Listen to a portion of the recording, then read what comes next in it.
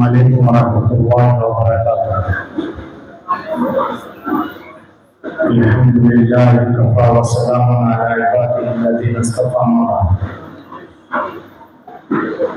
Allahu tabaraka wa ta'ala fi kitabih.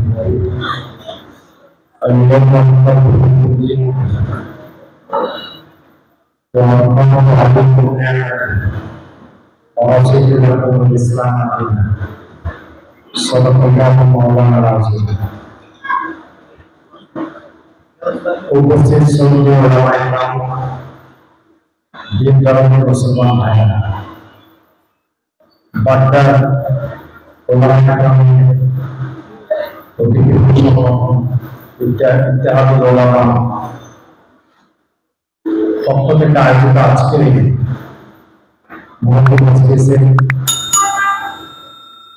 যাদেরকে আল্লাহ আসার তৌফিক দান করেছেন তারা আল্লাহর শুকর আদায় করে আলহামদুলিল্লাহ। আমাকে দায়িত্ব দেওয়া হয়েছে আকীদায়ে নবুয়তের গুরুত্ব ও তাৎপর্য, আকীদায়ে নবুয়তের অপরিহার্যতা। আকীদায়ে নবুয়তের উপরে বেশ অনেকগুলি বিষয়ে আলোচনার অবতারণা করতে হবে। একটা বিষয় হচ্ছে আকীদার নবুয়তের পরিচয়। এই আকীদার পরিচয়টা, এই আকীদাটা বলতে কি বোঝায়? দ্বিতীয় নম্বর বিষয় হচ্ছে এই আকীদার ফিলোসফি, একটা দর্শন আছে। এই আকীদাটার একটা গুরুত্ব অপরিহার্যতা দেখায়। তৃতীয় নম্বর একটা বিষয় হচ্ছে যে এই আকীদার আলোচনা করলে তখন কাদিয়ানী সম্প্রদায় সম্পর্কে কিছু আলোচনা করতে হয়। কাদিয়ানী সম্প্রদায়ের ইতিহাস, জন্ম, পটভূমি এগুলো তখন আলোচনা করতে হয়।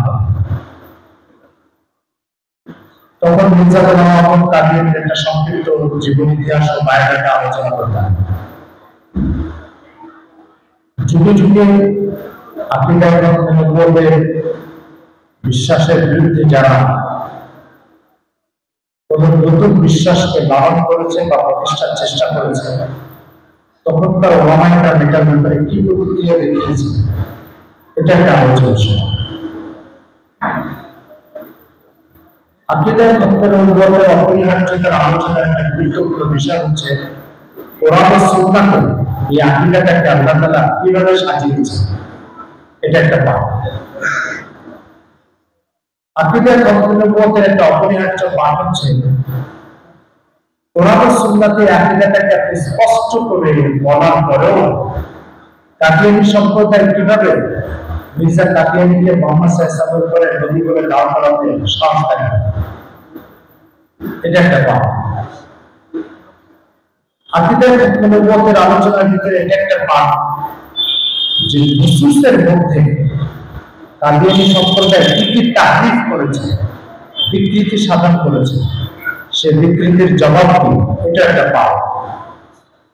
আকীদায়ে নবুয়তের আলোচনা করবার সাথে সাথে এটা একটা গুরুত্বপূর্ণ পাঠ যে আকাবির উলামায়ে দেওবন্দ এই আকীদার হেফাজতের জন্য কি পরিমাণ কোরবানি ও ত্যাগ স্বীকার করেছে, এটা একটা পাঠ। আকীদায়ে নবুয়তের আলোচনার ভিতরে এটা একটা পাঠ যে এই ফিতনার দমনের জন্য কি পরিমাণ কলমি জিহাদ হয়েছে, এবং তারা আলোচিত বৈপুস্তক কি, এটা একটা পাঠ। আকীদায়ে নবুয়তের অপরিহার্যতার আলোচনার একটা পাঠ হচ্ছে এটা পৃথিবীতে কোন কোন দেশে কাদিয়ানী সম্প্রদায়কে অমুসলিম ঘোষণা করা হয়েছে এবং তার পটভূমিটা কি। প্রত্যেক দেশে কাদিয়ানীদেরকে অমুসলিম ঘোষণার পিছনে একটা পটভূমি থাকে। কখনো সেটা সরকারের নির্বাহী আদেশের মাধ্যমে আপনার নিষিদ্ধ হয়, কখনো বিচার বিভাগে মামলায় লড়ে তারপরে সুপ্রিম কোর্ট থেকে কাদিয়ানীদেরকে অমুসলিম ঘোষণা করা হয়েছে, কোথাও দেশের ধর্ম মন্ত্রণালয় কাদিয়ানীদেরকে অমুসলিম ঘোষণা করেছে, কোন কোন দেশে মুফতি বোর্ডের, সরকারি মুফতি বোর্ড তারা কাদিয়ানীদেরকে অবশ্যই ঘোষণা করেছে। এভাবে কাদিয়ানী সম্প্রদায়ের আলোচনার বিভিন্ন পার্ট আছে আমাদের দেশে। আলহামদুলিল্লাহ শুধু এই ফর্মটা পড়ার জন্য এখন 2 বছরের কোর্স আছে।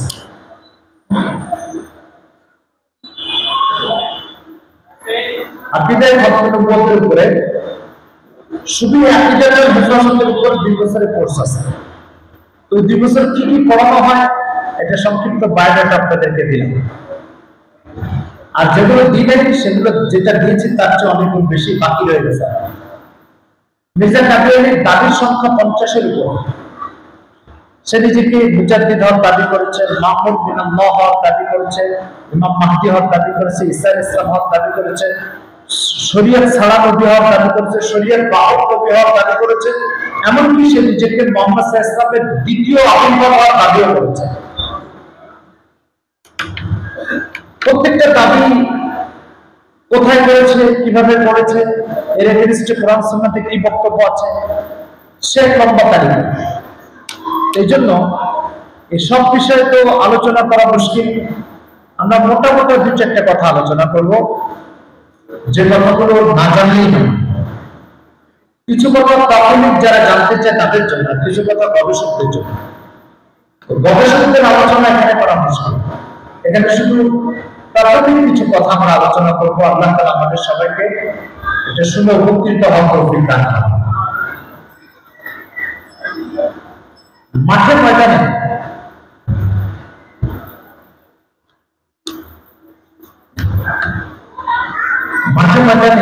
আর ইনডোর প্রোগ্রামে দুটো বৈশিষ্ট্য আছে। মাঠে ময়দানের প্রোগ্রামের ভিতরে জামানো বক্তৃতা হয়, মানুষ সে জামানো বক্তৃতার সঙ্গে উত্তেজিত হয়, দাঁড়িয়ে যায়, স্লোগান দেয়, মিছিল করে। এগুলো হচ্ছে মাঠে ময়দানের বক্তৃতা।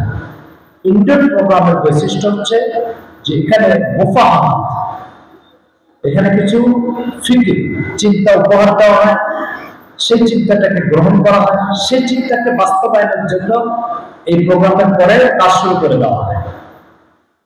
এটা হচ্ছে ইনডোর প্রোগ্রামের বৈশিষ্ট্য। এই জন্য এখানে চিৎকার করা, হইচই করা, স্লোগান দেওয়া, এগুলো আশা করি কেউ দিবেন। আর প্রত্যেকটা কথা মনোযোগের সাথে বোঝার চেষ্টা করব, যাতে করে এই কথাগুলো আমি আমার বলাইতে, আমি যদি ইমাম খতিব হই তাহলে মসজিদে, আমি যদি একজন স্কুলের টিচার হই তাহলে আমার ছাত্রদের কাছে, আমি যদি কোনো সামাজিক সংগঠনের সদস্য হই আমার সামাজিক সংগঠনের মিটিংয়ে এই কথাগুলো যাতে আলোচনা করতে পারি, যাতে ইসলামের এত গুরুত্বপূর্ণ অপরিহার্য একটা বিষয় থেকে উম্মত আর অচেতন না থাকে, আর দূরে না থাকে। মোহতারাম হাজিরিন, এত সময় যে কথাগুলো বললাম এই কথাগুলো ছিল ভূমিকা। চলেন এবার আমি আমাদের মূল কথায় যাই। আওয়াজ বোঝা যাচ্ছে তো, তাই না? বুঝতে কোনো কষ্ট হচ্ছে আওয়াজ? চলেন মূল কথাতে যাই। আকীদায়ে খতমে নবুয়ত বলতে কি বোঝায় এটা একটু বোঝা দরকার। আকীদায়ে খতমে নবুয়ত বলতে কি বোঝায়? ইসলামের যত বিধান আছে এই বিধানগুলোকে 2 ভাগে ভাগ করা হয়েছে। এদিকে তাকান, এদিকে এদিকে এদিকে তাকান, আমরা এদিকে ওদিক তাকাচ্ছি তাহলে আর আলোচনা জমবে না। এদিকে তাকান, ইসলামের বিধানগুলোকে 2 ভাগে ভাগ করা হয়েছে। কিছু বিধানের সম্পর্ক অন্তরের সাথে, কিছু বিধানের সাথে সম্পর্ক হাত পায়ের সাথে। অন্তরের সাথে যে বিধানগুলোর সম্পর্ক, এগুলার নাম হচ্ছে আফআলুল কুলুব, এর আরেকটা নাম হচ্ছে আকাইদে ইসলাম। অর্থাৎ আল্লাহ এক ও অদ্বিতীয়, এই কথাটাকে হাতের কাজ, পায়ের কাজ না অন্তরের কাজ? অন্তরের কাজ। এই জন্য যত আকীদা আছে এই আকীদাগুলোকে ইসলামে আকাইদে ইসলাম বলে বা আমালুল কুলুব বলে, অন্তরের কাজ বলে। আর কিছু কাজ আছে হাতের কাজ, পায়ের কাজ, যেমন রুকু করা, সিজদা করা, তারপর আপনার জ্ঞান করা। এগুলো এমন কিছু কাজ যেগুলো অন্তরের সাথে সম্পর্কিত না, হাত পায়ের সাথে সম্পর্কিত। এগুলোকে আমাদের ফিকার ভাষা বলে আমালুল জাওয়ারিহ, অন্তর্গত কাজ। জাওয়ারিহ এটা জারিহাতুনের জমা। জারিহাতুন মানে হচ্ছে আঘাতকারী, যারা আঘাত করে। কেউ আক্রমণ করতে হলে হাত পা দিয়ে আঘাত করে, এই জন্য হাত পায়ের আরেকটা নাম হচ্ছে জাওয়ারিহ। তো আমানুল জাওয়াদের লক্ষ্য হচ্ছে হাত পায়ের কাজ। আমাদের আজকের যে বিষয়টা, মুহাম্মদ সাল্লাল্লাহু আলাইহি সাল্লামের পর্যন্ত আদম আলাইহিস সালামের থেকে নবুয়তের যে সিলসিলা মুহাম্মদ সাল্লাল্লাহু আলাইহি সাল্লামের কাছে এসে শেষ হয়ে গেছে, ওই সিলসিলা মুহাম্মদের পরে আর চলবে না, এই বিশ্বাসটা ইসলামের ওই বেসিক প্রাথমিক এবং অপরিহার্য বিশ্বাস, যে বিশ্বাসের উপরে ইসলামের পিলার দাঁড়িয়ে আছে। অর্থাৎ ইসলামের গুরুত্বপূর্ণ বিশ্বাস হচ্ছে আল্লাহ এক ও অদ্বিতীয়। এই বিষয়ে যদি আপনার দ্বিমত পোষণ হয়, আপনি যদি এটার সাথে একমত পোষণ না হন, তাহলে আপনি ইসলামের দেয়ালের বাইরে চলে যাবেন। আখিরাতের বিষয়, মৃত্যুর পরে পুনরায় আল্লাহর সামনে দাঁড়াতে হবে, এই বিশ্বাসে যদি আপনি একমত না হন, আপনি ইসলামের সীমানার বাইরে চলে যাবেন। মুহাম্মদ সাল্লাল্লাহু আলাইহি ওয়াসাল্লাম সম্পর্কে তিনটা বিশ্বাস অপরিহার্য। তিনি বিশ্ব নবী, শ্রেষ্ঠ নবী, শেষ নবী। কি কি বিশ্বাস? বিশ্ব নবী, শ্রেষ্ঠ নবী, শেষ নবী। তিনটা বিশ্বাসের কোন একটার সাথে যদি আপনার দ্বিমত পোষণ হয়, আপনি ইসলামের সীমানা থেকে বেরিয়ে যাবেন। ফলে আল্লাহকে এক বলে বিশ্বাস করা যেমন জরুরি, মুহাম্মদ সাল্লাল্লাহু আলাইহি ওয়াসাল্লামকে শ্রেষ্ঠ নবী বলে বিশ্বাস করা এমনই জরুরি। কাবা শরীফকে আল্লাহর ঘর বলে বিশ্বাস করা যেমন জরুরি, মুহাম্মদ সাল্লাল্লাহু আলাইহি ওয়াসাল্লামকে শ্রেষ্ঠ নবী বলে বিশ্বাস করাও তেমন জরুরি। কোরআনকে আল্লাহর নাযিলকৃত কিতাব বলে বিশ্বাস করা যেমন জরুরি, মুহাম্মদ সাল্লাল্লাহু আলাইহি ওয়াসাল্লামকে শ্রেষ্ঠ নবী বলে বিশ্বাস করা তেমনই জরুরি।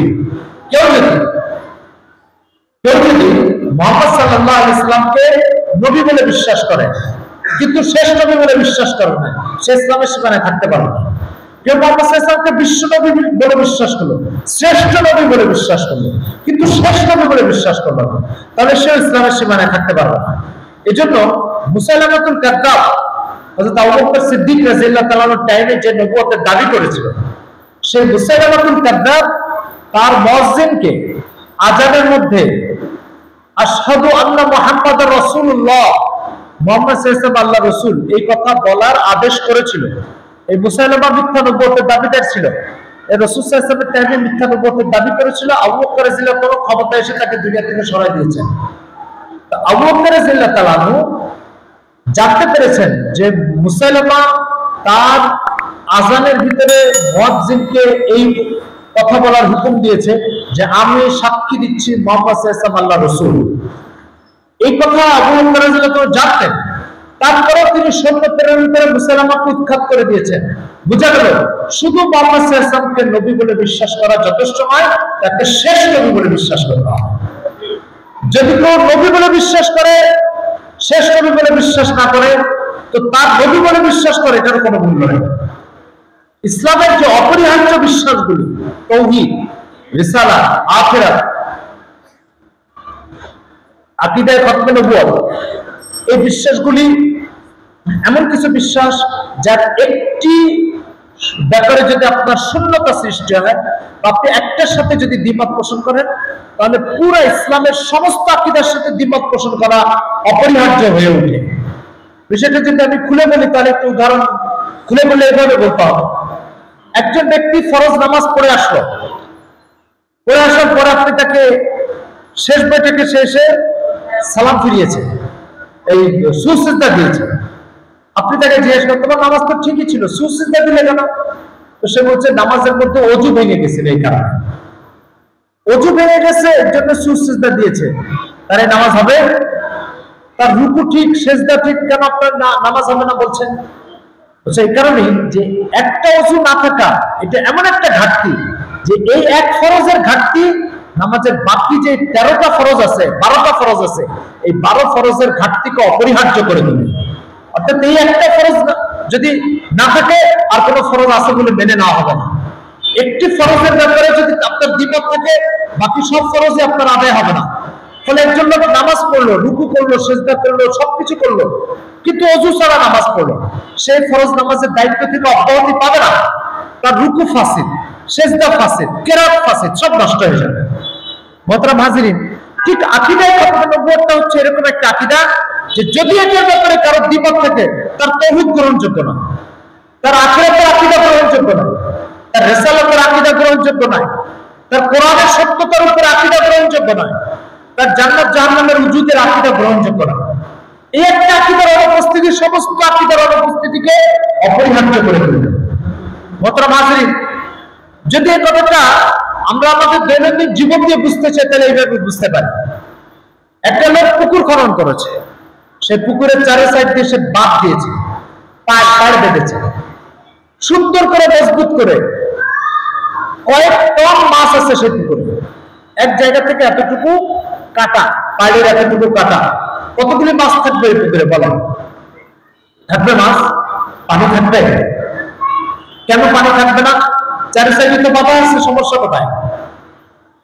সমস্যা হচ্ছে এক পাশে যদি এক হাত কাটা থাকে তো বাকি পাড় এটা মাছ হেফাজতে কোনো ভূমিকা রাখবে না, কোনো সাহায্য করবে না। তো ঠিক আকীদায় কতগুলো একটি আকীদার সাথে যদি কারো দ্বিমত থাকে তাহলে পুরা ইসলামের বাকি কোন আকীদার গ্রহণযোগ্যতা হবে না, এবং কোন আকীদা আপনার কাছে আছে, আপনার ভিতরে আছে বলে মেনে নেওয়া হবে।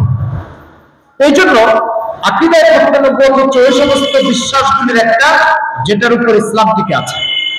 মোহতারাম হাজিরিন, আকীদায় নবুয়তের হেফাজতে ইসলামের শুরু থেকে এ পর্যন্ত কি কি করা হয়েছে এর একটা সংক্ষিপ্ত তালিকা আপনাদেরকে বলি।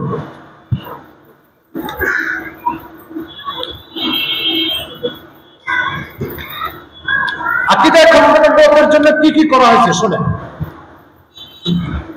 হযরত আবু বকর সিদ্দিক রাদিয়াল্লাহু তাআলা খেলাফতে ছিলেন। হুজুর সাল্লাল্লাহু আলাইহি সাল্লাম 11 হিজরি 12 রবিউল আউয়াল ইন্তেকাল করেছেন। ইন্তেকালের পরে খলিফা নির্বাচন হয়েছে, এরপর আল্লাহ রাসূলের লাশ দাফন হয়েছে। হুজুরের মাইয়াত মোবারক দাফন হয়ে যাওয়ার পরে আবু বকর রাদিয়াল্লাহু তাআলা রাষ্ট্র পরিচালনার দায়িত্ব আদায় করা শুরু করলেন। ইসলামী রাষ্ট্র তখন বড় বড় 4টা ঝুঁকিতে পড়ল। একটা ঝুঁকি ছিল আল্লাহ রাসূল যে শক্তিগুলোকে দমন করে চলে গেছেন এই শক্তিগুলো মাথা চাড়া দিয়ে উঠতে লাগে। এটা ইসলামী রাষ্ট্রের জন্য একটা ঝুঁকি ছিল। কিছু লোক বলল আমরা রাসূল সাল্লাল্লাহু আলাইহি সাল্লামের হাতে যাকাত দিতাম, আল্লাহ রাসূল চলে গেছেন, এখন আর যাকাত দিব না। কেন? কোরআন আল্লাহ রাসূলকে বলছে খুয মিন আমওয়ালিহিম সাদাকাতান তুতাহহিরুহুম, আপনি নিজে তাদের থেকে যাকাত দেন। তো যেহেতু যাকে যাকাত দিতে বলা হয়েছে সে চলে গেছে, এই জন্য এখন আর যাকাত দিতে হয়। তো যাকাত অস্বীকার করা ফিতনা, এটা একটা মাথা চাড়া দিয়ে। 3 নম্বর ফিতনা, জায়গায় জায়গায় কিছু মুসলমান, নতুন মুসলমান মুরতাদ হয়ে যাচ্ছে, ইসলাম থেকে বেরিয়ে যাচ্ছে। এটার কথা মুসলিম শরীফ জিন্দাওয়াল আসছে, ফাকাফারা মান কাফারা। 4 নম্বর, কিছু লোক মিথ্যা বক্তব্যের দাবিদার জন্ম নিচ্ছে। আবু বকর রাদিয়াল্লাহু তাআলা নীতি নির্ধারণী সাহাবীদের নিয়ে মশওয়ারাতে বসলেন, এই ফিতনাগুলো কিভাবে দমন করা যায়। যাকাত অস্বীকারীদের ব্যাপারে সিদ্ধান্ত নিচ্ছে। তো যে দেখেন যে যাকাত অস্বীকারীদের বিরুদ্ধে সিদ্ধান্ত দেওয়ার ক্ষেত্রে সাহাবায়ে কেরাম দুটো ভাগ হয়ে গেল। এক ভাগ হচ্ছে এখনই সৈন্য প্রেরণ করা হোক, আরেক ভাগ হচ্ছে না কিছুদিন বিলম্ব করা হোক। মুরতাদদের বিরুদ্ধে একসাথে যাবে, সেখানে দুটো মত হয়ে গেল। এরপর আপনার যে সমস্ত শক্তি মাথাচাড়া দিয়ে উঠতেছিল এদেরকে দমন করার জন্য সৈন্য প্রেরণ করা হলে সেখানে দুটো ভাগ হয়ে গেল। কিন্তু মুসাইলামাতুল কাযযাবকে দমন করার জন্য সৈন্য প্রেরণ করা আগে এটা নিয়ে সাহাবায়ে কেরামের মধ্যে কোনো মতভেদ দেখা দেয় না। সমস্ত সাহাবী একসাথে একমত পোষণ করেছে মুসাইলামাকে দমন করা হবে। সাহাবায়ে কেরাম মুসাইলামাকে দমন করার ব্যাপারে যে ঐক্য দেখালেন, ইত্তেহাদ দেখালেন, এটা থেকে স্পষ্ট বোঝা যাচ্ছে যে মুসাইলামাতুল কাযযাব এটা ইসলামের জন্য এতটা ভয়াবহ এবং খতরনাক জিনিস যে মুসাইলামাতুল কাযযাবকে 1 মিনিটের জন্য ছেড়ে দেওয়ার ক্ষেত্রে সাহাবায়ে কেরামের কারো কোনো ভিন্ন মত ছিল না। 2 নম্বর বিষয়, মুসাইলামাকে দুনিয়া থেকে সরানোর জন্য 1200 সাহাবী দুনিয়া থেকে বিদায় দিয়েছে, শহীদ হয়েছে। রাসূল সাল্লাল্লাহু আলাইহি ওয়াসাল্লাম 23 বছরের নবুয়তের জিন্দেগিতে যতগুলো যুদ্ধ করেছেন 44টা যুদ্ধ করেছেন। এই 44টা যুদ্ধে আল্লাহ রাসূল সাল্লাল্লাহু আলাইহি ওয়াসাল্লাম যত সাহাবী শহীদ হয়েছে 44টা যুদ্ধে তাদের সংখ্যা 269 জন। 44টা যুদ্ধে 269 জন সাহাবী শহীদ হয়েছে। এক মুসাইলামাকে সাইজ করার জন্য কত সাহাবী শহীদ হয়েছে? 1200 সাহাবী। এটা একটা বিষয়। তাহলে একটা বিষয় হলো সাহাবায়ে কেরাম ঐক্যমত্যের ভিত্তিতে মুসাইলামার বিরুদ্ধে অভিযান পরিচালনা করেছেন। 2 নম্বর হচ্ছে 1200 সাহাবী শহীদ হয়েছে। 3 নম্বর, রাসূল সাল্লাল্লাহু আলাইহি ওয়াসাল্লাম যখন বেঁচে ছিলেন মুসাইলামা তার দুইজন দূতকে পাঠাইছিল আল্লাহ রাসূলের কাছে একটা চিঠি দিয়ে। চিঠির বক্তব্য হচ্ছে, আপনি মারা যাওয়ার পরে আপনার রাষ্ট্রের এই অংশটা আমার হাতে দিলে আমি আপনার হাতে বায়াত গ্রহণ করব। তো রাসূল সাল্লাল্লাহু আলাইহি ওয়াসাল্লাম ওই দুইজনকে জিজ্ঞাসা করলেন, তোমরা কি মুসাইলামাকে নবী হিসেবে বিশ্বাস করো? বলে, হ্যাঁ, নবী হিসেবে বিশ্বাস করি। রাসূল সাল্লাল্লাহু আলাইহি ওয়াসাল্লাম বললেন, যদি আন্তর্জাতিক নিয়মে কোন দূতকে হত্যা করার কোন সুযোগ থাকতো, তাহলে আমি তোমাদের দুজনকে হত্যা করে দিতাম। কেন? আন্তর্জাতিক নিয়মে দূতকে, যত খারাপ মানুষের পক্ষ থেকে দূত হয়ে আসুক না কেন, দূতকে কখনো মারা হয় না, হত্যা করা হয় না। এই জন্য তোমাদের দুজনকে আমি ছেড়ে দিলাম, নতুবা আমি তোমাদের দুজনকে হত্যা করতাম। বিষয় হচ্ছে, মুসাইলামা দূতকে আল্লাহ রাসূল হত্যা করতে চাচ্ছেন, তো মুসাইলামাকে পেলে কি করবেন? তো এই আরেকটা বিষয়। তো এই তিনটা বিষয় থেকে স্পষ্ট বোঝা যায় আকীদায় খতমে নবুয়তের আকীদা যাদের দ্বারা ঝুঁকিতে পড়বে, খতমে নবুয়তের আকীদাটা যাদের দ্বারা ঝুঁকিতে পড়বে, তাদের সাথে আপোষ করা, তাদের ব্যাপারে শিথিলতা দেখা, তাদের ব্যাপারে কোনো নিষ্ক্রিয়তা দেখানো, এটা কোনো সুযোগ ইসলামে নেই। আমাদের আকাবির উলামায়ে দেওবন্দের একটা গল্প শোনা আপনাদের। দারুল দেওবন্দের তৃতীয় শাইখুল হাদিস, আল্লামা আনোয়ার শাহ কাশ্মীরি রাহমাতুল্লাহ আলাইহি। দারুল দেওবন্দের প্রথম শাইখুল হাদিস হচ্ছে মাওলানা ইয়াকুব নানুতুবি। 1891 সালে উনি ইন্তেকাল করেছেন, সেই পর্যন্ত উনি শাইখুল হাদিস ছিলেন। দ্বিতীয় শাইখুল হাদিস হচ্ছেন শাইখুল মাহমুদ হাসান দেওবন্দি রাহমাতুল্লাহ। 1891 থেকে 1915 বছর উনি 25 বছর উনি শাইখুল হাদিস ছিলেন। 1915 তিনি হজের সফরে ব্রিটিশের গোলাম শরীফ হাসান, মদিনা শরীফের গভর্নর ছিল, সে ওনাকে গ্রেফতার করে ব্রিটিশের হাতে তুলে দিয়েছিল 1915। তারপরে তিনি মামলাতে বন্দী ছিলেন। মাইকের এখন করছে না। 1915 শাইখুল রহমাতুল্লাহ আলাইহি গ্রেফতার হয়ে যাওয়া পর্যন্ত 25 বছর উনি শাইখুল হাদিস ছিলেন। এই 2 নম্বর শাইখুল হাদিস। দারুল দেওবন্দের 3 নম্বর শাইখুল হাদিস হচ্ছেন আল্লামা আনোয়ার শাহ কাশ্মীরি রাহমাতুল্লাহ আলাইহি। 1915 থেকে 1927 পর্যন্ত উনি শাইখুল হাদিস ছিলেন। দারুল দেওবন্দের 4র্থ শাইখুল হাদিস হচ্ছেন শাইখুল ইসলাম মাওলানা সৈয়দ হুসাইন আহমদ মাদানী রাহমাতুল্লাহ আলাইহি। 1927 থেকে 1997 30 বছর শাইখুল হাদিস ছিলেন। মাঝে 2 বছর ব্রিটিশের বিরুদ্ধে আন্দোলনের জন্য জেলখানা বন্দী ছিলেন। 1957 তে দারুল দেওবন্দের শাইখুল হাদিস হন 4র্থ শাইখুল হাদিস মাওলানা ফখরুদ্দিন মুরাদাবাদী রাহমাতুল্লাহ আলাইহি। 1971 পর্যন্ত উনি শাইখুল হাদিস ছিলেন 14 বছর। উনি ইন্তেকালের পরে দারুল দেওবন্দের 6ষ্ঠ শাইখুল হাদিস হন মাওলানা শরীফ হাসান খান সাহেব। শরীফ হাসান খান সাহেব 1977 ইন্তেকাল করেন। আমাদের দেশে মাওলানা নূর হোসেন কাসেমী রাহমাতুল্লাহ আলাইহি উনি ফখরুদ্দিন মুরাদাবাদী রাহমাতুল্লাহ কাছে বুখারী শরীফ পড়েছেন। আর মাওলানা ফরিদউদ্দিন মাসউদ দামাত বরকাতুহু উনি বুখারী শরীফ পড়েছেন শরীফ হাসান খান সাহেবের কাছে। যে কথাটা বলতেছিলাম সেটা হচ্ছে যে দারুল দেওবন্দের 3য় শাইখুল হাদিস 12 বছর ছিলেন আল্লামা আনোয়ার শাহ কাশ্মীরি রাহমাতুল্লাহ আলাইহি। ইন্তেকাল করেছেন 1936-এ। উনি পাকিস্তান, ইন্ডিয়া, পাকিস্তান, বাংলাদেশ, ওনারা এই তিনটাকে এক দেশ মনে করতেন, একই ভূখণ্ড ছিল। আল্লামা আনোয়ার শাহ কাশ্মীরি রাহমাতুল্লাহ আলাইহি যখন দারুল দেওবন্দের শাইখুল হাদিস, তখন পাকিস্তানের ভাওয়ালপুর একটা জেলা আছে, ওই জেলাতে একটা যুবক ছেলে বিয়ে করার কিছুদিন পরে কাদিয়ানি হয়ে যায়। কাদিয়ানি হয়ে যাওয়ার পরে ওই মেয়ের বাবা আদালতে মামলা করে। মামলাটার বক্তব্য ছিল, আমার মেয়ে মুসলমান, স্বামী কাফের হয়ে গেছে, কাফেরের সাথে মুসলমানের বিয়ে টিকতে পারে না, এই জন্য এই বিয়েটা বিচ্ছিন্ন করো। তো বিয়েটা বিচ্ছিন্ন করার জন্য আবেদন করলে আদালতে ছেলে মামলা করলো যে আমার বৈধ স্ত্রী, একে মোটেও ছাড়া যাবে না। আদালতে মামলা করার পরে এখন এই পর্যন্ত বলালো যে আদালতে এখন বিষয়টার এই ছেলে আর বিয়ে টিকবে কি টিকবে না এটা ছিল না। আদালতে এখন মামলা করেছে এদিকে যে কাদিয়ানি মুসলমান না হয়, যদি কাদিয়ানি মুসলমান হয় তাহলে বিয়ে টিকবে, আর যদি কাদিয়ানি কাফের হয় তাহলে বিয়ে টিকবে না। আদালতের মামলা এভাবে বলতে বলতে 1932 সাল আদালতের বিচারপতি আকবর আলী বিচারপতি আদালতে কাদিয়ানি মুসলমান না কাফের, কাদিয়ানিদের প্রতিনিধিকে ডাকলো, মুসলমানদের প্রতিনিধিকে ডাকলো। মুসলমানদের প্রতিনিধি হিসাবে ওখানকার যে ওলামায়ে কেরাম ছিল তারা দারুল দেওবন্দে মাওলানা কাশ্মীরি রহমাতুল্লাহর কাছে চিঠি পাঠালো, আপনাকে এখানে আসতে হবে এবং এই আদালতে লড়াই করতে হবে যাতে করে এখানে কাদিয়ানী কাফির হিসেবে স্বীকৃতি পায় এবং প্রমাণিত হয়। কাশ্মীর রহমতুল্লাহ আলাইহি তখন পাইলসের রোগে উঠেছিলেন, ওনার তখন পাইলসের সমস্যা ছিল, কোথাও বসলে রক্তে ওই বিছানা ভিজে যেত। ডাক্তার ওনাকে সফরের ব্যাপারে সম্পূর্ণ নিষেধ করে দিয়েছে। দ্বিতীয় আরেকটা বিষয় হচ্ছে কিছু লোক ওনার সাথে হজে যাবে, এই জন্য ওরা প্রস্তুত।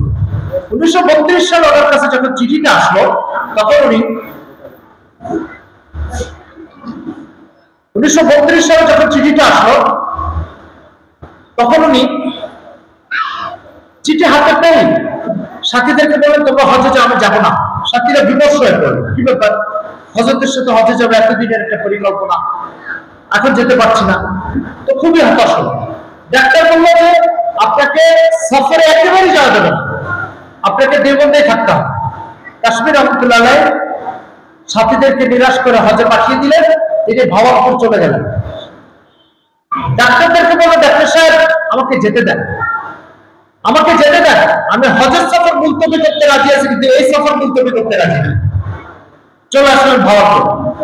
আদালতে মির্জা কাদিয়ানীর প্রখ্যাত অনুসারী জালালউদ্দিন শামস, তার সাথে আদালতে ফাইট হিয়ারিং শুরু হয়েছে। জালালউদ্দিন শামস প্রমাণ করার চেষ্টা করছে কাদিয়ানীরা মুসলমান। কাশ্মীর রহমতুল্লাহ আলাইহি হিয়ারিং করে আদালতে প্রমাণ করেছেন কাদিয়ানীরা কাফের। আকীদায়ে নবুয়ত এটা ইসলামের অপরিহার্য অনুষঙ্গ, এটাকে বাদ দিয়ে কোন ব্যক্তির ইসলাম গ্রহণ করার, ইসলামের অনুসারী বলে দাবি করার অর্থ হচ্ছে ভিতরে জানে কিন্তু জীবিত মানুষ বলে দাবি করা। আদালতের মামলা হিয়ারিং শেষ হলো। কাশ্মীর রহমতুল্লাহ আলাইহি আদালতের ভিতরে দাঁড়িয়ে কাদিয়ানী প্রতিনিধিকে বলছে তুই যদি দেখতে চাস যে মির্জা কাদিয়ানী জাহান্নামে আছে তাহলে আমার হাতে হাত রেখে এই মোকালাবা কর, আমি তোকে এখানে দেখাই দিব যে মির্জা কাদিয়ানী জাহান্নামে আছে। আদালত থেকে বেরিয়ে গেলেন। বেরিয়ে যাওয়ার পরে মির্জা কাদিয়ানীর একজন সাথী ওনাকে জিজ্ঞাসা করলেন হযরত যদি আপনার হাতে হাত রেখে এই দাবি করতো আপনি কি এটা দেখাতে পারতেন? তো বলছে আল্লাহর কসম আমি দেখাতে পারতাম। কোন না কোন আলামত এখানে আল্লাহ পাক প্রকাশ করতেন যে মির্জা কাদিয়ানী জাহান্নামে জ্বলতেছে। কেন? খতমে নবুয়তের কাজ যারা করে তাদেরকে আল্লাহ পাক লাঞ্ছিত করেন। এরপরে ওখানে ভাওয়ালপুরে বড় একটা জামে মসজিদে উনি এই আদালতে ঢোকার আগে বয়ান করেছিলেন। হাজার হাজার আলেম ওলামা ছিলেন। সে আলেম ওলামাদের মধ্যে উনি যে কয়টা কথা বললেন তার ভিতরে গুরুত্বপূর্ণ দুটো কথা হচ্ছে, আমাকে ডাক্তার বলেছে যে এই সফর আমার জন্য ঠিক হবে না, এই সফর না করার জন্য। কিন্তু আমি ডাক্তারকে বলছি ডাক্তার এরকম আমার হাজার শহীদ হয়ে যাবে, কিন্তু আল্লাহ রাসূলের খতমে নবুয়তের ইজ্জত ঠিক থাকতে হবে। আমাকে সাথীরা বলেছে হজে যাওয়ার জন্য, আমি তাদেরকে বলেছি যে আমি হজে যাব, মদিনাতে যাব, আল্লাহ রাসূলের রওজার কাছে দাঁড়াবো। যদি আল্লাহ রাসূল আমাকে বলেন আল্লাহ তোমার তো ভাওয়ালপুরে প্রয়োজন ছিল, তুমি ওখানে না যাই মদিনাতে কি জন্য আসলে, তো আমি কি জবাব দেব? তো কোনো জবাব দেওয়ার কিছু থাকবে না। এই জন্য বাধ্য হয়ে আমি মদিনাতে আল্লাহ রাসূলের কাছে না যেয়ে ভাওয়ালপুরে আল্লাহ রাসূলের ইজ্জত রক্ষার জন্য এখানে চলে এসেছি। এরপরে তিনি এই বয়ানের ভিতরে বললেন যে আমাকে যখন এখানে আসতে বলা হয়েছে তো আমি আল্লাহ রাসূলের রওজার কাছে যাব, আল্লাহর ঘরে যাব, সেখানে না যেয়ে এখানে আসবো না। তো আমি চিন্তা করলাম আমল নামার দিকে একটু নজর বুলালাম। নজর বুলা দেখি আমল নামার মধ্যে তালাশ করে কিছু পাই নাই যেটাকে কিয়ামতের দিন নাজাতের জন্য আল্লাহর সামনে পেশ করব। তো চিন্তা করেছি হে আল্লাহ মরে তো যাব, বুড়া হয়ে গেছে, অসুস্থ হয়ে গেছে, দুদিন পরে কবরে চলে যাব, আমল নামায় কোনো পুঁজিপাট্টা দেখতেছি না। তো আজকে আপনার রাসূলের খতমে নবুয়তের ইজ্জতটা রক্ষা করার জন্য এই পাইলসের রোগ দিয়ে সফর করব, এটাকে আমল নামায় যুক্ত করে আমার নাজাতের একটা ওসিলা বের করে দিই। এই জন্য আসছে এখানে।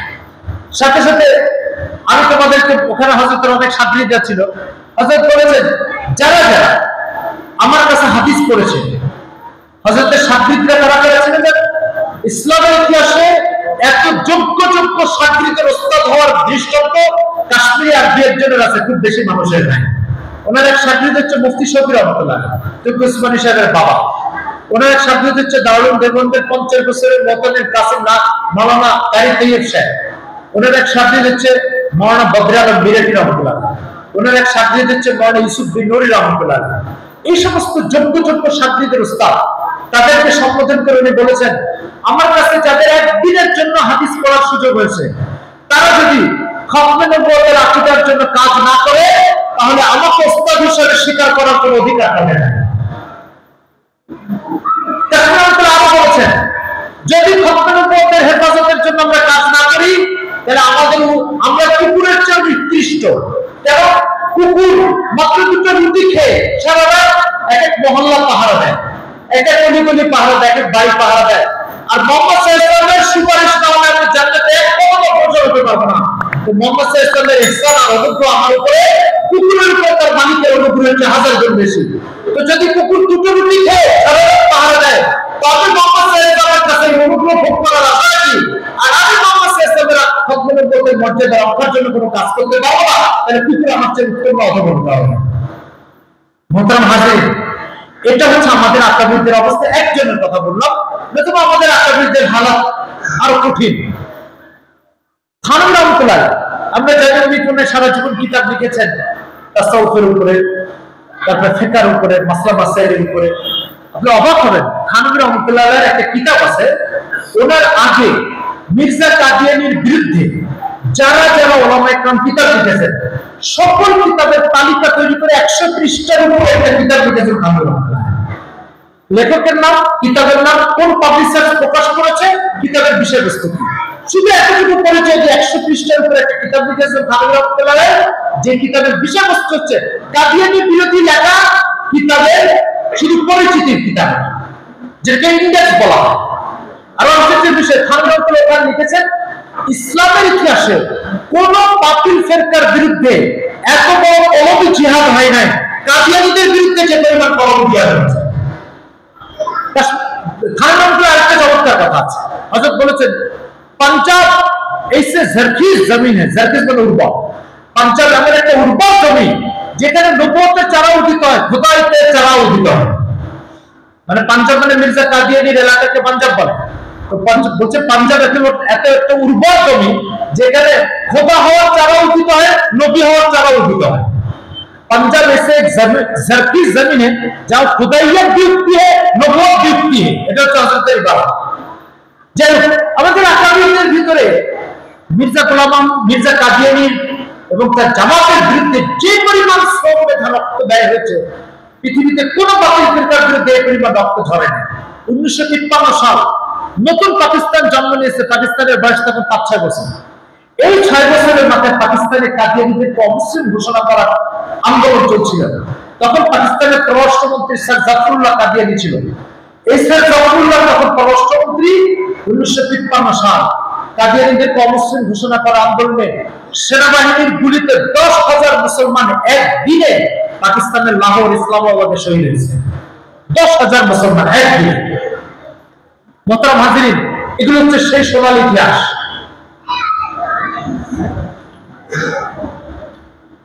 যে সোনালী ইতিহাসের অতীত হচ্ছে যে কাদিয়ানীদেরকে ইসলামের শুরু থেকে পর্যন্ত কখনো মেনে নেওয়া হয়নি, এ ব্যাপারে আপোষ করা হয়নি। কিন্তু প্রশ্ন হচ্ছে এই আপোষহীনতার কারণটা কি, এই শিথিলতা না দেখানোর কারণটা কি, কাদিয়ানীদের ব্যাপারে এই সতর্কতার কারণটা কি, এর কারণটা আপনাকে একটু বুঝতে হবে। মোহতারাম হাজিরিন, একটু মনোযোগের সাথে শুনি। হ্যাঁ, একটু এই ধরনের মজলিস আয়োজন করতে অনেক কাঠখড়ি পোড়ানো লাগে, অনেক মেধা শ্রম অর্থ ব্যয় করা লাগে। এই অর্থবিত্ত সব ব্যয় তখনই ফলপ্রসূ হবে যদি আমরা এখান থেকে কিছু মেসেজ নিয়ে যেতে পারি। এখান থেকে কোনো বার্তা নিয়ে যেতে পারলাম না, আসলাম বসলাম ঘুমায় চলে গেল, তাহলে আসা যাওয়া হবে কিন্তু কোনো ফল প্রকাশ পাবে না। এই জন্য যেহেতু আসছি, তো কিছু ইমানি কথা, কিছু চেতনা, কিছু দিন হেফাজতের কিছু অঙ্গীকার নিয়ে যায় এখান থেকে। আল্লাহ আমাদেরকে তৌফিক দান করুন। মোহতারাম হাজিরিন, আকীদায়ে খতমে নবুয়ত এর একটা ফিলোসফি আছে, এর দর্শন আছে। দর্শনটা কিসের? মনে করেন আজকে উত্তরবঙ্গে একটা লোক নবুয়তের দাবি করল, সে বলল আমি নবী। তার কিছু অনুসারী জুটে গেল। এই অনুসারীরা যখন জুটে যাবে, তখন সে নবী, আপনারা জানেন নবী মানে বার্তাবাহক, নবুয়ত মানে বার্তা, এর সাথে ইয়াসিফতি লাগাইছে নবিয়ুন মানে বার্তাওয়ালা, বার্তাবাহক। এই বার্তাবাহক মানে আল্লাহর কাছ থেকে তার কাছে ওহী আসতে হবে, মেসেজ আসতে হবে, রেজাল্ট আসতে হবে, সংবাদ আসতে হবে, ফেরেশতা আসতে হবে, এই বিষয়গুলো তার কাছে আসতে হবে। উত্তর বাগদাদে যে লোকটা আজকে নবুয়তের দাবি করলো, তার 100 অনুসারী আছে, মনে করেন আলিয়াজুবিল্লাহ। এই অনুসারীদেরকে সে আজকে একটা ওহী পেশ করবে, পেশ করে বলবে যে দেখো, আগামীকাল থেকে তোমাদের উপরে নামাজ আরো 2 ওয়াক্ত যুক্ত হলো, 7 ওয়াক্ত নামাজ পড়বে। এক সপ্তাহ পরে যা বলবে, মুহাম্মদ সাল্লাল্লাহু আলাইহি ওয়াসাল্লামের উপরে যে নামাজ 5 ওয়াক্ত ফরজ হওয়ার বিধান এসেছিল, আমার কাছে ওই 5 ওয়াক্তের মধ্যে 2 ওয়াক্ত স্থগিত হওয়ার বিধান আসছে। এরপরে নতুন আরেকটা আহকাম নিয়ে আসবে, আরেকটা আহকাম নিয়ে আসবে, আরেকটা আকীদা নিয়ে আসবে, আরেকটা উসুলে দ্বীন নিয়ে আসবে।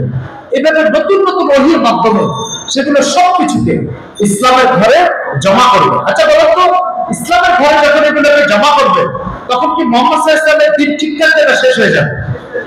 শেষ হয়ে যাবে। কেন শেষ হয়ে যাবে? মুহাম্মদ সাল্লাল্লাহু আলাইহি ওয়াসাল্লাম দুনিয়াতে যেদিন চলে গেছেন, সেদিন তার উম্মতকে যে আকিদার উপরে, যে আহকামের উপরে, যে নীতিমালার উপরে রেখে গেছেন, কিয়ামত পর্যন্ত এই উম্মত আর এই দিন ওই নীতিমালার উপরেই চলতে হবে। যদি এই নীতিমালার মধ্যে বিন্দুমাত্র কোনো আগে পিছে হয়, তাহলে সেটা মুহাম্মদ সাল্লাল্লাহু আলাইহি ওয়াসাল্লামের দিন থাকবে না, সেটা তখন মানুষের মস্তিষ্ক প্রসূত দিন হয়ে যাবে। মুহতারাম হাজিরিন, এইজন্য আকীদায়ে খতমে নবুয়ত ঠিক রাখা অপরিহার্য। কেন? বলছে আকীদায়ে খতমে নবুয়ত ঠিক রাখা অপরিহার্য। যদি আকীদা ঠিক না থাকে, তাহলে মুহাম্মদ সাল্লাল্লাহু আলাইহি ওয়াসাল্লামের রেখে যাওয়া দিন বিকৃত হয়ে যাবে। আর মুহাম্মদ সাল্লাল্লাহু আলাইহি ওয়াসাল্লামের রেখে যাওয়া দিন যদি বিকৃত হয়ে যায়, তাহলে সৃষ্টিকা স্রষ্টার দিন মানতে পারবে না, তখন সৃষ্টির দিন মানা শুরু করে দেবে। মুহতারাম হাজিরিন, মুহাম্মদ সাল্লাল্লাহু আলাইহি ওয়াসাল্লাম যে দিন তার উম্মতের কাছে রেখে গেছেন, সেই দিন কিয়ামত পর্যন্ত অক্ষুণ্ণ থাকার নিশ্চয়তা ও গ্যারান্টি দেয় আকীদায়ে খতমে নবুয়ত। এই আকীদা ঠিক, ইসলামের সব ঠিক। এই আকীদা যদি ঠিক না হয়, ইসলামের সব জিনিস ঝুঁকিতে পড়বে, সব জিনিসের নিরাপত্তা ঝুঁকিতে পড়বে। আরেকটা উদাহরণ বলি, তাহলে বুঝবেন। আব্দুল খালেক নামে একটা লোক, 80 বছর বয়স, জীবনে 80 বছর ধরে যত কিছু উপার্জন করেছে, এই সব কিছুকে সে একটা ঘরের মধ্যে বন্দী করেছে। এখন একটা সফরে যাওয়ার চিন্তা করছে, তাহলে সে কি করবে? সে চিন্তা করলো, আমি চলে গেলে তো ঘরের এই সমস্ত মালসামানা নিরাপত্তাহীনতার শিকার হবে। তখন সে একটা তালা কিনে ঘরে লাগাই দিবে, লাগে এই মালসামানা গুলো হেফাজতের চিন্তা করবে। এরপরে সে একবার সফরে থাকবে, সফর থেকে সে দেখবে সব ঠিক আছে। ঠিক যে চিন্তাটা তাকে তালা লাগাতে উদ্বুদ্ধ করেছে, বাধ্য করেছে, ওই চিন্তাটা মুহাম্মদ সাল্লাল্লাহু আলাইহি ওয়াসাল্লামকে খাতামুন নবীয়্যিন হওয়ার ঘোষণা দিতে উদ্বুদ্ধ করেছে। সেটা কি? সেটা হচ্ছে তিনি তার 23 বছরের নবুয়তের জিন্দেগিতে আল্লাহর কাছ থেকে যে বিধান নিয়ে আসছেন, যে ইবাদত নিয়ে আসছেন, যে আকীদা নিয়ে আসছেন, এগুলোকে তিনি ইসলাম নামক একটা ঘরের ভিতরে হেফাজত করেছেন, সাজিয়েছেন, পরিপাটি করেছেন। এখন উনি দুনিয়া থেকে চলে যাচ্ছেন। উনি চিন্তা করলেন, কোন একটা অপরাধকে এসে ঘোষণা করতে পারে আমি নবী। তারপরে আমার এই সাজানো পরিপাটি ঘরের মধ্যে ঢুকে এগুলো সব কাজ করে দেবে, দিয়ে বলবে আমি যেহেতু আল্লাহর পক্ষ থেকে নবী, আর এগুলো যে আহকাম ও বিধান আর ইবাদত দেখছেন, এগুলো মুহাম্মদ সাল্লাল্লাহু আলাইহি ওয়াসাল্লাম নবী ছিলেন, তার মাধ্যমে এসেছে, এগুলো এখন স্থগিত হয়ে নতুন করে কিছু বিধান আসছে, যেগুলো আমি এসে আপনাদেরকে বলেছি, এখন এগুলো মানা শুরু করেন। যদি ওগুলো সে ইসলামের মধ্যে ঢুকাতে পারে, তাহলে বলেন মুহাম্মদ সাল্লাল্লাহু আলাইহি ওয়াসাল্লামের দিন ঠিক থাকবে না শেষ হয়ে যাবে? শেষ হয়ে যাবে। তাহলে এই শেষটা হলো কেন? নবুয়ত জারি থাকা, নবী আসার রাস্তা খোলা থাকার কারণে। আর নবী আসার রাস্তা খোলা ইসলামকে শেষ করে দেয়, একই কথা। আর যদি দুনিয়াতে নবী আসার রাস্তাকে টোটাল বন্ধ করে দেওয়া যায়, অর্থাৎ আকীদায়ে খতমে নবুয়তকে মজবুত করে ইসলামের আকীদার তালিকা স্থাপন করা যায়, তাহলে দুনিয়াতে কোনো নবী আসার সম্ভাবনা নাই, ইসলামের কোনো কিছু বিকৃত হওয়ার সম্ভাবনা নাই। আর কোন ব্যক্তি যদি ওই 80 বছরের উপার্জনকারী ঘরে ঢুকে, তাহলে ঘরের কয়টা জিনিস নিরাপত্তার ঝুঁকিতে পড়বে বলেন? কয়টা জিনিস নিরাপত্তার ঝুঁকিতে পড়বে? একটা দুটো না, সব সব। তো তালা ভাঙার পরে যখন ওই ঘরে কোনো কিছু নিরাপত্তা ঠিক থাকবে না, সবগুলি ঝুঁকিতে পড়বে। নবুয়ত জারি যদি থাকে, তাহলে ইসলামের ঘরে কিন্তু ইসলামের সবকিছু নিরাপত্তা ঝুঁকিতে পড়বে, সবকিছু নিরাপত্তা হয়ে যাবে। এই জন্য মুহতারাম হাজিরিন, আকীদায়ে খতমে নবুয়ত কেবলই কোনো মামুলি আকীদা নয়। এই জন্য আকীদায়ে খতমে নবুয়ত ঠিক থাকলে তাওহীদও ঠিক থাকবে, আকীদায়ে খতমে নবুয়ত ঠিক থাকলে রিসালাতও ঠিক থাকবে, আকীদায়ে খতমে নবুয়ত ঠিক থাকলে কোরআন আল্লাহর নাযিলকৃত কিতাবে এই আকীদাও ঠিক থাকবে। আর এটা যদি শেষ হয়ে যায়, সবগুলো শেষ হয়ে যায়। আরেকটা উদাহরণ বলি, আব্দুল করিম নবুয়তের দাবি করার পরে সে যখন বলবে আমার কাছে ওহী আসছে, নতুন 2 ওয়াক্ত নামাজ ফরজ, এই দুইয়ত্ব যখন তার অনুসারীরা মানবে, তখন ওই দুইয়ত্বের মধ্যে যে সিজদাটা দিবে সেটাকে আল্লাহকে দেওয়া হবে না গায়রুল্লাহকে দেওয়া হবে? কাকে দেওয়া হবে সিজদা? গায়রুল্লাহকে। গায়রুল্লাহকে সিজদা দিলে তার তাওহীদ ঠিক থাকবে। তাওহীদের প্রথম কথা হচ্ছে লা আবুদু ইল্লাল্লাহ, আল্লাহ ছাড়া কাউকে সিজদা দিলে আর কাউকে ইবাদত করবে না। যখনই গায়রুল্লাহকে সিজদা দিবে তার তাওহীদ শেষ হয়ে যাবে। এই তাওহীদটা শেষ হলো কেন? নতুন একজন নবী আসছে, এসে 2 ওয়াক্ত নামাজ ফরজ করছে, সে 2 ওয়াক্ত নামাজ ফরজের অনুযায়ী তার অনুসারীরা সে নামাজ পড়ছে, তাদের তাওহীদ শেষ হয়ে গেছে। সুতরাং যখন তাওহীদ শেষ হয়ে গেছে, ইসলামের নাম তাওহীদ শেষ হয়ে গেলে তার কি থাকে? সব শেষ হয়ে যায়। এই জন্য মোহতারাম হাজিরিন, আকীদায়ে খতমে নবুয়ত মামুলি কোন আকীদা না, এটার অস্তিত্বের উপরে নির্ভর করে পুরো ইসলামের আকিদার অস্তিত্ব, ইবাদতের অস্তিত্ব, আহকামের অস্তিত্ব। মোহতারাম হাজিরিন, আমাদের চোখের সামনে আসমানি দিন বিকৃত হওয়ার ঘটনা আছে। তো খ্রিস্ট ধর্ম এটা কি মানুষের বানানো দিন না আসমান থেকে আসা দিন? তো খ্রিস্ট ধর্ম কোথা থেকে আসছে? আসমান থেকে আসছে না, যে নবীর মাধ্যমে। এই যে আসমান থেকে যে দিনটা আসছে, এই দিনটা কি হলো? যে দিনটা বিকৃত হয়ে গেল। কিভাবে বিকৃত হলো? সেন্ট পল নামক একটা ব্যক্তি এসে খ্রিস্ট ধর্মের তাওহীদের বিশ্বাসকে দাপন করে তৃতীয়বাদকে ধর্মের মূল বিশ্বাস বলে চালিয়ে দিয়েছে। তো তৃতীয়বাদ, ভবিষ্যৎবাদ, এটা কখনো আসমান থেকে নাজিল হওয়া দিনের বিশ্বাস হতে পারে না। আসমান থেকে নাজিল হওয়া দিনের বিশ্বাসের প্রথম কথা হচ্ছে সেখানে আল্লাহ তাআলার একত্ববাদের চর্চা হতে হবে। একত্ববাদের চর্চা যদি নষ্ট হয়ে যায়, বিকৃত হয়, সেই দিন মানুষের বানানো দিন, আসমানি দিন নয়। যদি আসমানি দিন বিকৃত হওয়ার ঘটনা আমাদের চোখের সামনে ঘটে, ঠিক মির্জা গোলাম আহমদ কাদিয়ানীকে দিয়ে ব্রিটিশ সরকার এই আসমানি দিন ইসলামকে বিকৃত করে ওইভাবে বস্তুগত দিনে পরিণত করতে চেয়েছিল, যেভাবে খ্রিস্ট ধর্মকে বিকৃত করে এটাকে ডাস্টবিনের ময়লা পচা বন্ধে রূপান্তরিত করেছে। মোহতারাম হাজিরিন, এই জন্য নতুন কোন নবুয়তের দাবিদার আসা মানে হচ্ছে আসমানি দিনের অস্তিত্ব শেষ হয়ে যায়, আল্লাহ কর্তৃক প্রেরিত দিনের অস্তিত্ব শেষ হয়ে যায়। এরপরে যে বিষয়টা, সেটা হচ্ছে ইসলামের একটা বিরল বৈশিষ্ট্য হচ্ছে এটা স্রষ্টার পক্ষ থেকে প্রেরিত সৃষ্টির জন্য প্রেরিত দিন। স্রষ্টার পক্ষ থেকে প্রেরিত এই দিন যদি নবুয়তের আকীদা দুর্বল হয়ে যায়, তাহলে এই দিনের এই বৈশিষ্ট্য শেষে হয়ে এটা মানুষের তৈরি আবিষ্কৃত দিনে রূপান্তরিত হবে। তখন এটা হিন্দু ধর্মের মতো হবে, খ্রিস্ট ধর্মের মতো হবে, ইহুদি ধর্মের মতো হবে, এরকম একটা ধর্ম হয়ে যাবে। এই জন্য এই দিনকে, এই দিনের লাভন্য বৈশিষ্ট্যকে হেফাজত করার জন্য আকীদায়ে খতমে নবুয়তকে অপরিহার্যভাবে টিকিয়ে রাখতে হবে।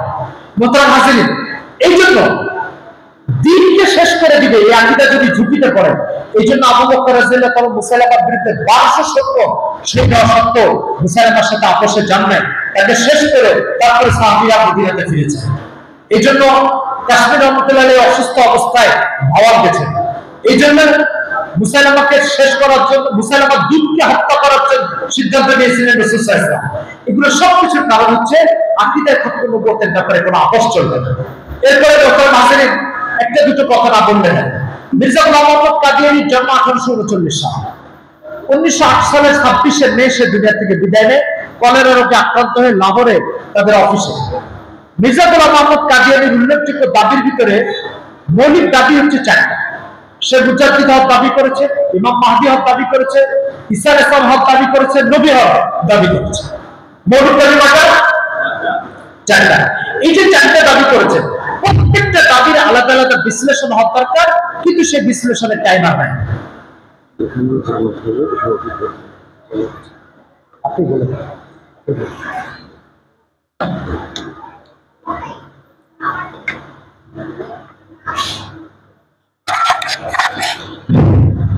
সম্মানিত উপস্থিতি, আমাদের মধ্যে নামাজের তাড়া থাকাটাই স্বাভাবিক।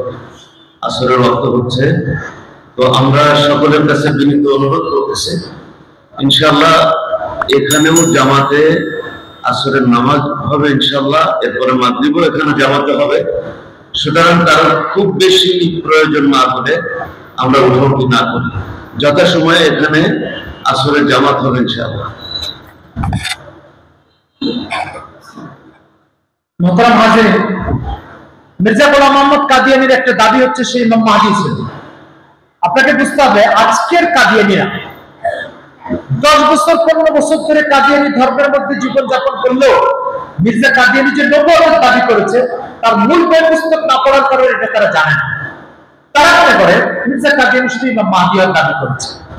ইমাম মাহদী হওয়ার দাবি এটা একটা প্রতারণা, কিন্তু নবী হওয়ার দাবি যত জঘন্য ইমাম মাহদী হওয়ার দাবিটা তত জঘন্য নয়। এই জন্য ইসলামের সাথে কাদিয়ানিয়াতের যে দূরত্বটা, এই দূরত্বটা কমানোর জন্য ওরা মাহদী হওয়ার দাবিটাকে প্রচার করে, নবী হওয়ার দাবিটাকে প্রচার করে। কিন্তু মির্জা কাদিয়ানী শত শত বক্তব্য আছে যে সচ্চা খুদা ওহি খুদা है जिसने कादियान में अपना रसूल भेजा। এটা মির্জা কাদিয়ানীর দুটো সেন্টেন্স বললাম আপনাদের। मिर्जा कादियानी का सेंटेंस जे मैं बार बार कह चुका हूं मेरे पास जो वही आई है उस वही में मुझे नबी और रसूल की खिताब से खिताब किया है। এটা বক্তব্য যে दुनिया में सुन लो दुनिया में और एक नबी आए, এগুলো হচ্ছে তার বক্তব্য। তো তার সমস্ত যে বক্তব্যগুলো, এই বক্তব্যগুলো তার বই পুস্তকে আছে, আমাদের দেশের সাধারণ মুসলমানরা তার বক্তব্য না জানার কারণে এদেরকে প্রথমে কি বলে, কাদিয়ানীরা এসে প্রথম যখন আপনার সাথে সাক্ষাৎ করে আপনাকে বলবে তুমি ইমাম মাহদী ছিল, এর আগে কি বলবে জানেন? মুসলমানদের কিছু মারামারির দৃশ্য দেখাবে, কোন হুজুরকে মারতেছে, এই ছবিগুলো দেখাবে, বলবে দেখেন উম্মত ধ্বংস হয়ে যাচ্ছে না, মারামারি চাঁদাবাজি লুটপাট বদমাশি এগুলো করতেছে না, উম্মতের এই দুরবস্থার মধ্যে একজন সংস্কারকের আসা দরকার কিনা বল? হ্যাঁ, অবশ্যই সংস্কারকের আসা দরকার। বলছি জানেন সেই সংস্কারক এসে গেছে, আপনি এখন প্রস্তাব না দেওয়ার আগে খোঁজ নিতে এসেছে। কে সে হচ্ছে মির্জা গোলাম আহমদ কাদিয়ানী। এই হচ্ছে কাদিয়ানীদের প্রতি বিশ্বাসের ধারাবাহিকতা শুরু হয়। আপনাকে মনে রাখতে হবে ইমাম মাহদীর ব্যাপারে হাদিস শরীফে 6টা আলামত আসছে। কয়টা? 6টা। এই 6টা আলামত মনে রাখতে হবে। আজকালকার আপনাকে ফিজিক্যালি সাক্ষাৎ না করে নেটে দাওয়াত দিতে পারে, ওরা নেটে এত সক্রিয় যে নেটে তাদের সক্রিয় এবং উপস্থিতি আপনি বিস্মিত হবেন। নেটে আপনাকে দাওয়াত দিবে। এই জন্য ভালো করে শুনে রাখেন, হাদিস শরীফে ইমাম মাহদীর কয়টা আলামতের কথা আসছে? 6টা। প্রথম নম্বর আলামত তার ঠিকানা, তার নাম হচ্ছে মোহাম্মদ, বাবার নাম আব্দুল্লাহ, মায়ের নাম হাদিসে আসে না। আমাদের অনেকে জজবার সাথে মায়ের নাম আমিনাও বলে, এটা হাদিসে আসে না। হাদিসে শুধু বাবার নাম আব্দুল্লাহ, নিজের নাম মোহাম্মদ আসছে। জন্ম মদিনা শরীফে, ইমাম মাহদীর জন্ম কোথায়? মদিনা শরীফে। মক্কা শরীফে তিনি হিজরত করবেন। মদিনা শরীফে একজন খলিফা মারা যাবে, তার টাইমে মারা যাওয়ার পরে মানুষ জোরাজোরি করবে তাকে খলিফা হওয়ার জন্য। তিনি খলিফা হওয়ার থেকে বাঁচার জন্য হিজরত করে মক্কায় চলে আসবেন। আসার পরে মক্কা শরীফ তফরত অবস্থায় মাকাম ইব্রাহিম এবং হযরত আসওয়াদের মাঝে কয়েক হাতের একটা জায়গা আছে। ওই জায়গাতে লোকজন তাকে চিনবে, চিনে তার হাতে বায়াত গ্রহণ করবে। বায়াত গ্রহণ করে তারপরে তার নেতৃত্বে ইহুদি খ্রিস্টানের বিরুদ্ধে লড়াই শুরু করবে এবং ইসলামের বিজয় পতাকা উড্ডীন করবে। এই হচ্ছে ইমাম মাহদীর ইতিহাস, হাদিসের কিতাবে আসছে। মির্জা গোলাম আহমদ কাদিয়ানীর নাম হচ্ছে গোলাম আহমদ, বাপের নাম হচ্ছে গোলাম মর্তজা। জন্ম ভারতের পাঞ্জাব প্রদেশে। জীবনে কোনোদিন মক্কা মদিনাতে যায়নি। তার কপালে আল্লাহ পাক এই পবিত্র শহরের ভিতরে প্রবেশকে রাখেন। জীবনে কোনোদিন মক্কা মদিনাতে যায়নি। ঠিকানার মধ্যে যদি 10টা জিনিসের মধ্যে একটা জিনিস না মিলে, তাই সে চিঠি পাওয়ার যোগ্য না। সে 6টা জিনিসের একটাও মিলবে না, সেই ইমাম মাহদী হবে কিভাবে? নামে মিললে, বাবার নামে মিললে, জন্মস্থানে মিললে, জীবনযাত্রার কাজকর্মে মিললে সে কিভাবে ইমাম মাহদী হয়ে যাবে? কেন আমাদের মুসলমানরা ইমাম মাহদী হিসেবে তাকে বিশ্বাস করে বা একশ্রেণী করে বসেছে?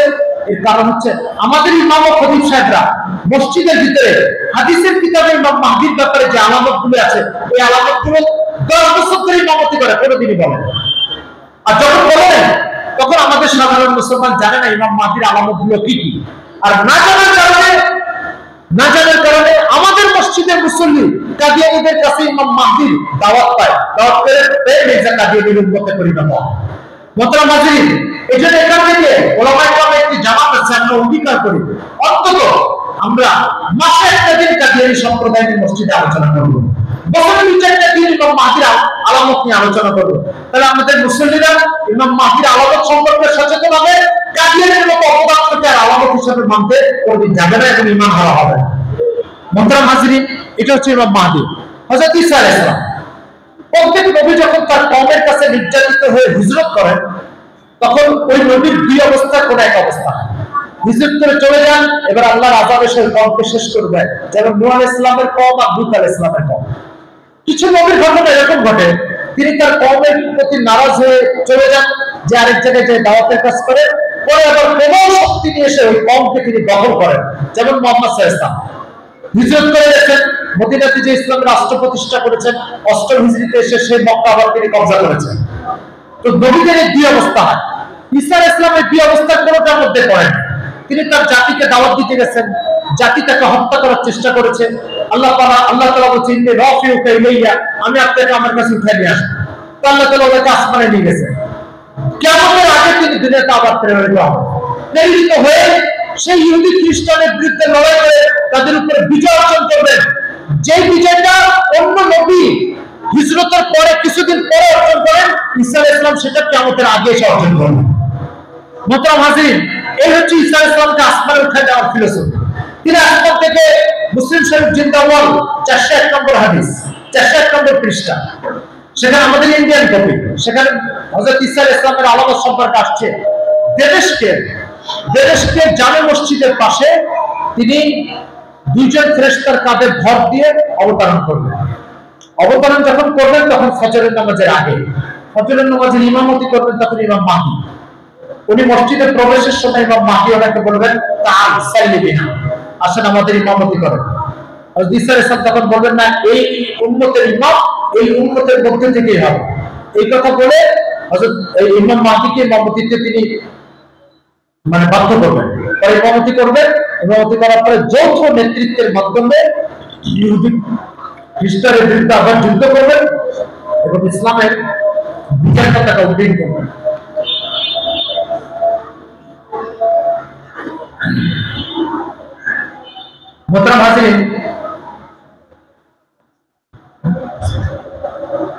মুহতারাম হাজিরিন, এই হচ্ছে ইমাম মাহদী সম্পর্কে আমাদের উম্মতের মধ্যে ছড়ানো বিভ্রান্তি আর প্রকৃত কোরআন ও সুন্নাহর বক্তব্য।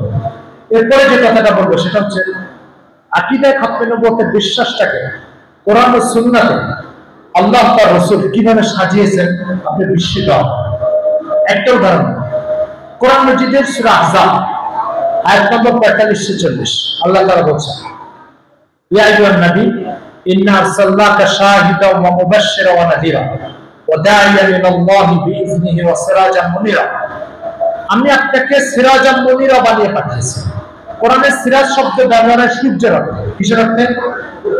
ওয়া জাআলাল কমারা নূরা ওয়া জাআলাশ শামসা সিরাজা।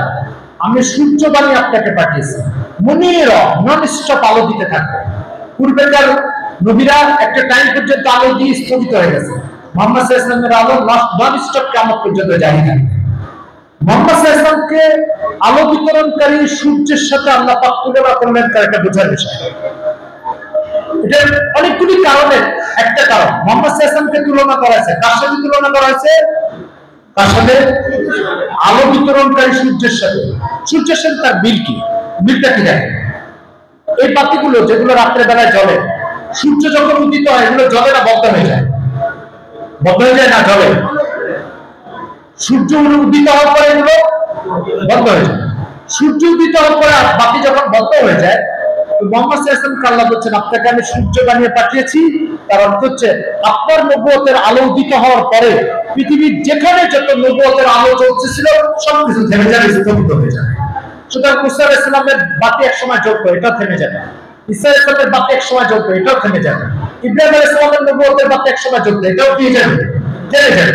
এখন একমাত্র পৃথিবীতে যেখানে যত অন্ধকার আছে, কুফর, দালালাত, গোমরাহি, পথভ্রষ্টতা, সমস্ত অন্ধকার দূর করার জন্য একমাত্র আলো কার?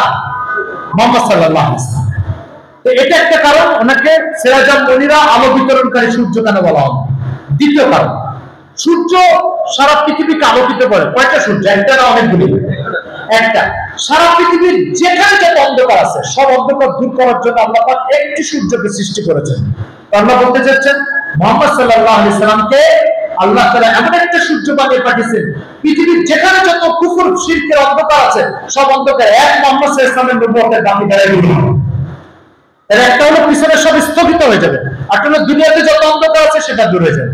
আচ্ছা, সূর্যের বাইরে যত আচ্ছা এগুলো কি এই লাইটটা শুধু এই জায়গাকে আলোকিত করছে, ওই লাইটটা ওই জায়গাকে আলোকিত করছে, ওই লাইটটা ওই জায়গাকে আলোকিত করছে। তো পৃথিবীর অন্য সব বাতি কি হয়? অন্য সব বাতি একটা জায়গা বিশেষ, কামরা বিশেষ, রুম বিশেষ, অঞ্চল বিশেষকে আলোকিত করে। আর মুহাম্মদ সাল্লাল্লাহু আলাইহি ওয়াসাল্লাম সারা পৃথিবীকে আলোকিত করবে।